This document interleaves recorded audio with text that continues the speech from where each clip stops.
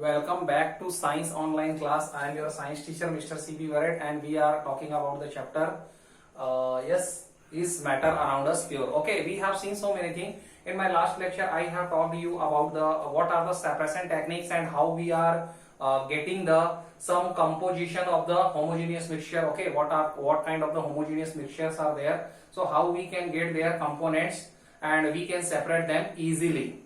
Right now, see, in the same series we are reached till the separation of the whatever the topic you can see, separation of the pure copper sulfate CuSO4, that is the chemical symbol of copper sulfate, from the impure sample. Okay, right now what is the case we are going to understand.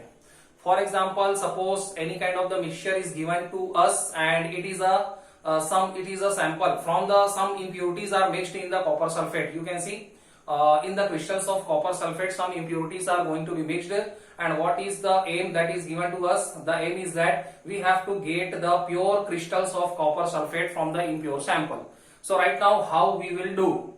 So what we have to do, this particular process, it is known as crystallization, that we have to come later on, but it is an activity that is given at your book, and the same activity I am going to explain you. So what we have to do? Actually, we have to take the sample. Okay, we have to consider some sample of the copper sulfate and which is filled with the impurities. And after that, what we have to do? We have to mix the copper sulfate with the small amount of water. Okay, and either we have to consider either it will be the beaker. You can take one beaker and mix some crystals of the copper sulfate with the water, and after that they will make the blue color solution. After that, what we have to do? First we have to filtrate the solution. Why? Because some of the solid impurities, they may be easily removed by the filtration method. Okay, and after that again we will get the solution of the copper sulfate. The amount of the solvent, it is less right now because we have considered very less amount of water. And after that we have to go for the evaporation method. And that we have to stop in between. Okay, because what is the aim right now? Actually, we want to get the saturated solution of the copper sulfate. Wherever the more amount of the copper sulfate, it is going to be dissolved in the small amount of water. So once we get the saturated solution, at the same process we have to stop the evaporation method, and after that we have to cover it with the filter paper, and we have to leave the mixture undisturbed. For the whole night, you can say. And after passing 24 hours, we will see that when the mixture it is going to be cooled, so we will see actually many crystals of the copper sulfate, they are going to be solidified, and we will get the pure crystals of the copper sulfate, and that was our aim. So this process by which we are getting the pure crystals of the copper sulfate from the saturated solution of it, that particular process, that particular method, it is known as a crystallization. Same thing I have written here. You can see it is a method which is used to obtain the pure crystals of solid. Here I am taking the example of copper sulfate, no problem. So it is a method which is going to be used for obtaining the pure crystals of any pure crystals of any solute which is going to be dissolved with the water, and from the saturated solution means first we have to prepare the saturated solution where the more amount of solute it is going to be dissolved with the less amount of solvent, and from the saturated solution we are obtaining the pure crystals of any solid which is going to be dissolved there. So that particular process, it is known as the crystallization. It is always better than the evaporation method. Why it is always better than the evaporation method? Because in the evaporation method there might be so many impurities. Okay, actually there are so many impurities. Actually we are not getting the pure crystals of the salt. Okay, after the evaporation method, whatever the salt that we get generally, it is not in the pure form, and that's why sometimes you have seen that after it purification of the crystals are very much necessary. So that purification, it is done by the crystallization method. By the crystallization method only we are getting the pure crystals of what? Salt, NaCl. We are getting the pure crystals of copper salt from the salt solution. First evaporation method will be there, but after the evaporation method also so many purification method is required. and that purification method, it is none other than the crystallization method. So it is the method by which we can remove the impurities and we are able to get the pure crystals of any solid from the saturated solution. So that particular method, it is known as crystallization. Okay, it is so many applications are there for the purification of the solids, for obtaining the pure crystals of NaCl, you can say. So for this particular process, right now see, after this, yes, it is going to be finished. Right now we have to consider about the what is the physical change and what are the chemicals change. Right now we are coming here. Actually these are the topics which has already come in the lower classes and you are knowing so many things about it. So right now see one by one, what is the physical change? What is the physical change? The change in which only physical properties are going to be changed. The change, the type of change in which only the physical properties are going to be changed. So this is known as a physical change. Right now see what I have written, only the physical properties are changed. What are the physical properties? Physical properties means what?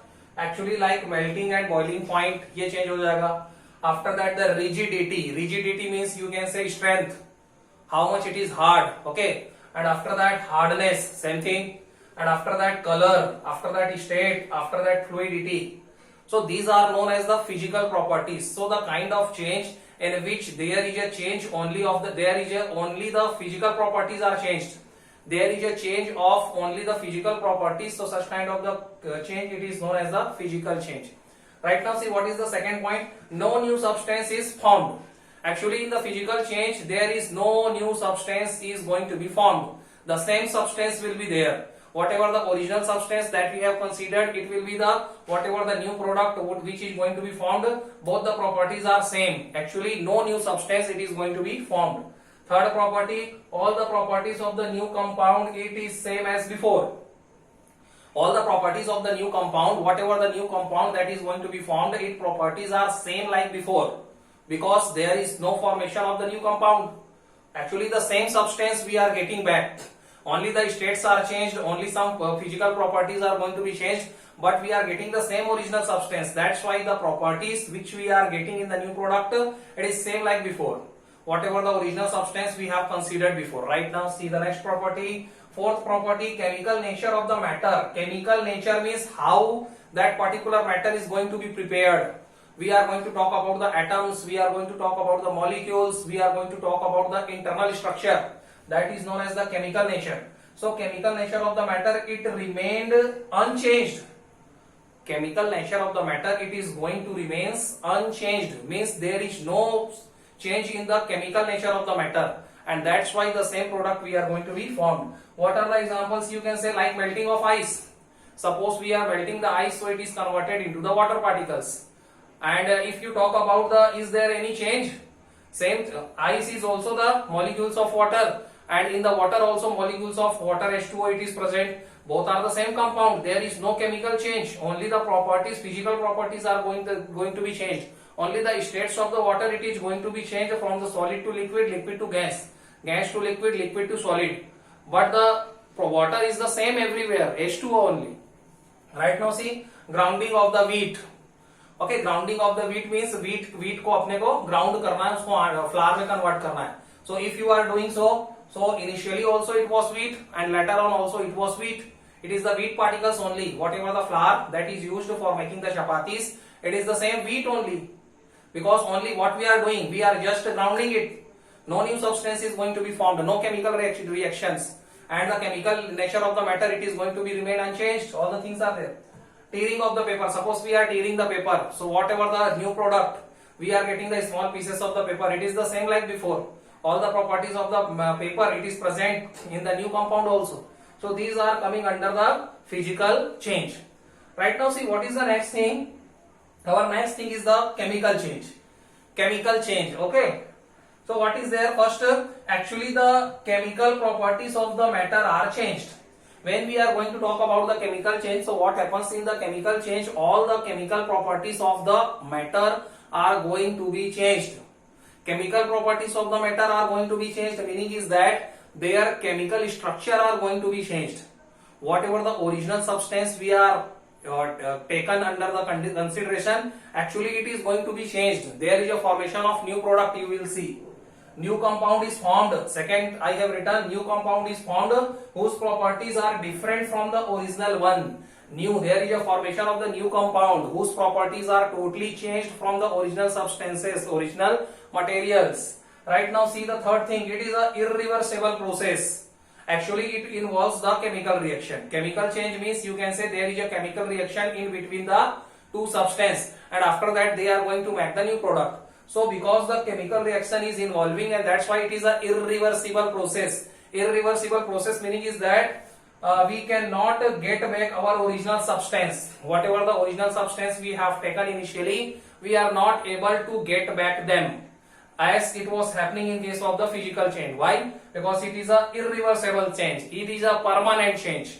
Because there is a chemical reaction in between the two substances, and that's why whatever the new product that is going to be formed, it is new. It is totally new. There is a rearrangement of the molecules, and that's why we are not in a situation to get back our original substance back.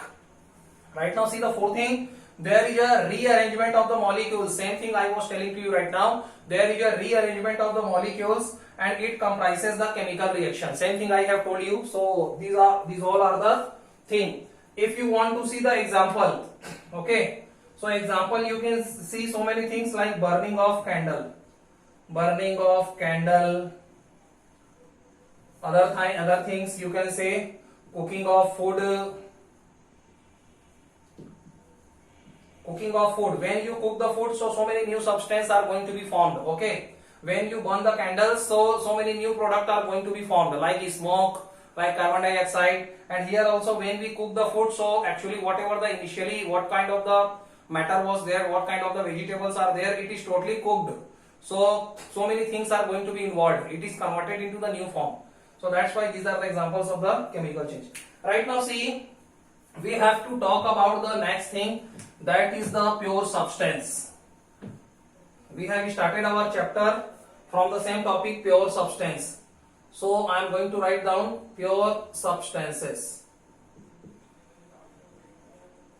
When I start the chapter, the same time I was telling to you what is the pure substance. Actually, pure substance is the material which is made by the single kind of particles. Pure substance means any kind of the substance which is going to be made or which is made by a single kind of particles. So it is known as the pure substance. So on the basis of the chemical composition, actually this pure substance, these are of two types. First is the elements, and second is the compounds. And right now we are going to discuss about these two particular things. First is the elements, second is the compounds. So first we are going to talk about the elements. Right now, see what are the elements. First, before talking about the elements, we have to see the history also. Actually, these elements, who discovered the element first time? So actually one scientist whose name was Robert Boyle. First time the Robert Boyle, actually this scientist, he discovered the term elements. Okay, he discovered first time, he used that particular term elements in 1661. In the year 1661, you can say, in the year 1661, first time Robert Boyle, he was the scientist and he used that particular term element. But later on, actually the experimentally one another scientist, he gave the proper definition of the elements, and the name of that scientist was, you can say the name of the scientist was what? Anthony Laurent. Very big name is there, Anthony Laurent Lavoisier. And he was the French chemist. You can say he was the French doctor.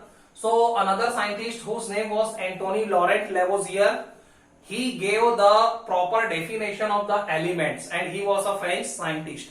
And what is the definition given by him for the elements? It was that elements is that I am going to write down. Elements are the basic form of matter. Elements are the basic form of matter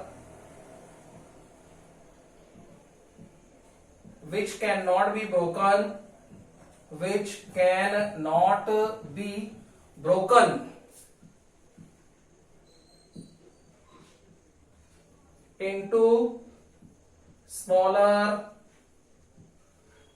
forms. Okay, this was the definition given by him. And okay, see what is the proper definition of the elements. Elements are the simpler elements, are the basic form of matter, and which cannot be broken down into the simplest or smaller form, which cannot be broken down into the smaller forms by any chemical method. So this is the definition given by him. So elements are the basic form of matter, ये basic form of matter होते हैं, and it cannot be again broken down. इसको और भी broken down नहीं किया जा सकता, divide नहीं किया जा सकता by any chemical methods. So this is the definition of the elements. Right now see these elements, actually it is divided into the three types. First is the metals, second is the non-metals, and third is the metalloids. Again see what I am going to say. See here, actually these elements, these are subdivided into the three categories, or you can say all the elements which are found in the universe, these are coming under these three categories. First is the metals, we are knowing that dhatu. Second is the non-metals, dhatu, and third is the metalloids, means whose behavior is metals also and whose behavior is non-metals also. So in the next lecture we have to study about these three things, means what are the metals, what are their physical properties, and after that what are the non-metals, what are their examples, and what are the metalloids, and after that we have to study about the compound, mixture. So many things are remained. Till then, thank you so much.